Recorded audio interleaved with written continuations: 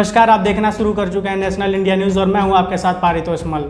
60 साल का जतन और बस 6 साल में हो गया पतन। जीएसटी से उद्योग धंधे खत्म, नोटबंदी से अर्थव्यवस्था खत्म, बेरोजगारी से युवा का भविष्य खत्म, सरकारी खजाना खत्म, हिंदू मुस्लिम भाईचारा खत्म, लोकतंत्र खत्म, नौकरी खत्म, अनप्लान लॉकडाउन से सब कुछ हो गया खत्म। मैं ऐसा इसलिए कह रहा क्योंकि पीएम मोदी के राज में कुछ ऐसे फैसले लिए गए जिससे हमारा देश काफ़ी पीछे चल चुका है। अर्थव्यवस्था पूरी तरह से चरमरा गई है और जिस मुद्दे का अभी मैंने जिक्र किया वो सब पिछले 6 साल के गलत फैसलों का ही हिस्सा हैं। खैर, जो हुआ सो हुआ, आगे बढ़ते हैं और पीएम मोदी ने जनता के लिए चिट्ठी लिखी है, ज़रा उनके बारे में आपको विस्तार से बताते हैं। प्रधानमंत्री नरेंद्र मोदी ने दूसरे कार्यकाल का 1 साल 31 मई को यानी रविवार को पूरा हो जाएगा। इससे एक दिन पहले पीएम मोदी ने देशवासियों को चिट्ठी लिखी है जिसमें उन्होंने बीते 1 साल में सरकार की उपलब्धियां और चुनौतियों का जिक्र किया है। पीएम मोदी ने अपनी चिट्ठी में जम्मू कश्मीर के अनुच्छेद 370, राम मंदिर, 3 तलाक जैसे मुद्दे का जिक्र किया है और वहीं नागरिकता संशोधन बिल का भी जिक्र किया है। इसके साथ ही उन्होंने कहा है कि कोरोना वायरस के संक्रमण के बाद से आर्थिक चुनौतियों से निपटने के लिए पूरा देश एक साथ खड़ा है। लेकिन पीएम मोदी की बातों से इतर बीते 1 साल में पीएम मोदी के कार्यकाल में हुए कुछ ऐसे बातों पर ध्यान दें तो पाएंगे कि देश के हित में नहीं था, ऐसा नहीं होना चाहिए था। चलिए आपको विस्तार से उसके बारे में बताते हैं। पहला, नागरिकता संशोधन बिल यानी सीएए को लेकर दंगे। मोदी सरकार में गृह मंत्री अमित शाह ने नागरिकता संशोधन बिल पेश किया जिसके मुताबिक बांग्लादेश और पाकिस्तान में ऐसे अल्पसंख्यकों के उनके ऊपर धर्म के आधार पर अत्याचार हुआ उनको देश में नागरिकता दी जाएगी, लेकिन इसमें मुस्लिमों को शामिल नहीं किया जाएगा।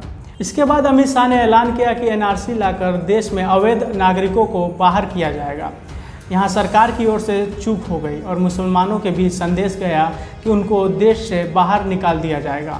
नागरिकता संशोधन बिल के खिलाफ पहले ही गुस्सा था क्योंकि इसको कोई संगठन और लोग धर्मनिरपेक्ष और संविधान की मूल भावना के खिलाफ बता रहे थे।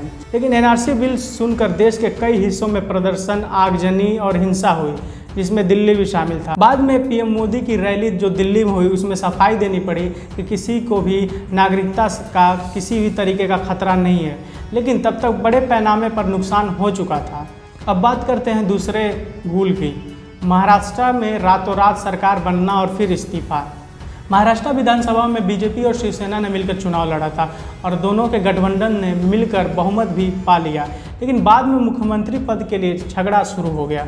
शिवसेना ने कांग्रेस और एनसीपी से हाथ मिलाकर शपथ ग्रहण की तैयारी कर ली, जिसके बाद कुछ दिनों बाद शपथ होना था। उससे पहले रातों रात एनसीपी नेता शरद पवार के भतीजे अजित पवार बीजेपी से मिल गए। सुबह 7 बजे के करीब देवेंद्र फडणवीस ने सीएम और अजित पवार ने भी उनके साथ जाकर राजभवन में शपथ ग्रहण किया। अजित पवार ने दावा किया उनके साथ कई विधायक आ गए हैं। मामला सुप्रीम कोर्ट पहुंच गया जहां फ्लोर टेस्ट से फैसला सुनाया जाना था, लेकिन इससे पहले ही देवेंद्र फडणवीस ने इस्तीफा दे दिया। अजित पवार का दावा हवाई साबित हुआ। बीजेपी को भी काफ़ी किरकिरी हुई। इसके साथ ही राजभवन और केंद्र सरकार पर भी सवाल उठे। तीसरी गलती, विपक्ष की भूमिका को जीरो करना। इसमें दो राय नहीं कि मोदी सरकार अपने दूसरे कार्यकाल में प्रचंड बहुमत के साथ आई है और राज्यसभा में भी उसको समर्थन देने के लिए साथ खड़े हैं। लोकतांत्रिक प्रक्रिया में विपक्ष की भी भूमिका होती है और सरकार से उम्मीद होती है उससे भी सलाह मशवरा लिया जाए, लेकिन मोदी सरकार की कार्यशैली में विपक्ष को कोई खास तवज्जो नहीं दिया जाता है। यह आरोप अक्सर कांग्रेस सहित विपक्ष के कई नेता लगाते आए हैं। हाल ही में लॉकडाउन को लेकर भी ऐसा आरोप लगे हैं। केंद्र में मोदी सरकार के 6 साल पूरा होने को आए हैं। इस दौरान देश में बेरोजगारी की दर बेतहाशा बढ़ी है। हालांकि सरकारी दावा है कि कोई कदम इसको लेकर उठाए नहीं गए हैं और असंगठित क्षेत्र का डाटा नहीं होने से इसका कोई ठोस आंकड़ा नहीं है कि कितने लोग रोजगार हैं और कितने लोगों के पास रोजगार नहीं है। लेकिन सच्चाई है कि बेरोजगारी दूर करने के लिए मेक इन इंडिया और स्किल इंडिया जैसे कार्यक्रम ज़मीनी स्तर पर भी फेल साबित हुए हैं और ये रोजगार देने में सक्षम साबित नहीं हुए हैं। दूसरी ओर सरकारी नौकरियों में भी अवसर कम होते जा रहे हैं। लॉकडाउन के बाद एक बड़ी संख्या बेरोजगार हो गई है और ये सरकार के सामने बहुत बड़ी चुनौती है। पांचवा, प्रवासी मजदूरों की भयानक दुर्दशा। कोरोना वायरस के संक्रमण को रोकने के लिए बीते 25 मार्च से लॉकडाउन जारी है। इसकी वजह से उद्योग धंधे बंद पड़े हैं।